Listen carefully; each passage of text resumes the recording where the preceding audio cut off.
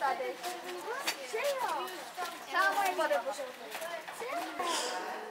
Pampeliška, opříva.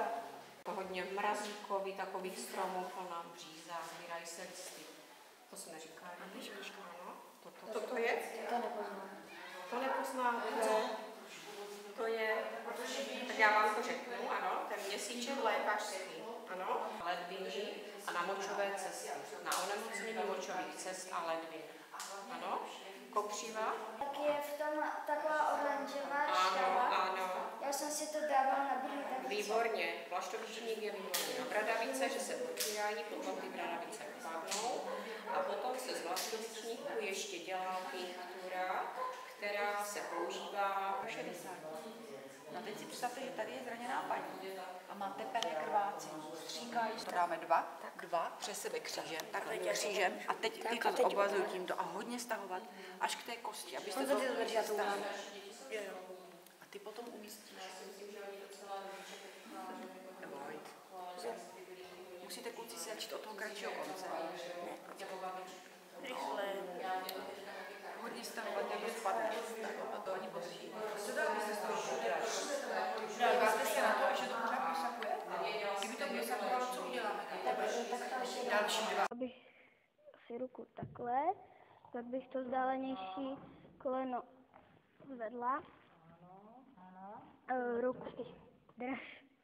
Ruku bych mu dala na břicho, za rameno a za koleno bych ho převalila. No a co se teďka stalo? Podívej, co se stalo. Co to dělala špatně? Kam to měla dát tu ruku? On mu rozeplí oděv, aby mal volné dýchací cesty. Dáš takhle pod pusu, neuhráš hlavu a chytíš hlavu a mírně ho nakloníš. Protože kdyby mu bylo zle, že zvrací. Už to dělá 3krát, děláš to po třetí. Po třetí asi ne. No asi jo, když jsi ve třetí třídě. Když se to měli každý.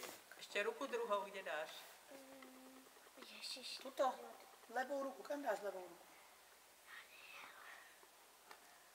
Vedle hlavy ji polož. Tak. A tu ruku si ji tam zacvikla. To nemůže mít přímo pod hlavou. To musí tu ruku jej dát takhle. Tak, vidíš? Tak. A tak.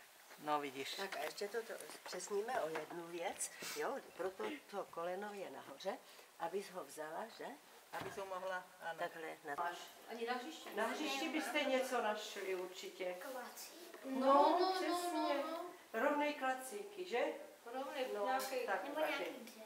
nebo nějaký dřevo. No. Dřevo, tak. Ty mu pomáhej, ať to držet, ať to nemusí držet tady paní. Jo, už tam taky byla. A Už teď si to začít pláčujte. tady Tak. a na pevné ruce, aby to Tak bylo... a přitáhněte to, nebojte se toho, protože aby to drželo. Tak, Tak, a teď už můžeš jet.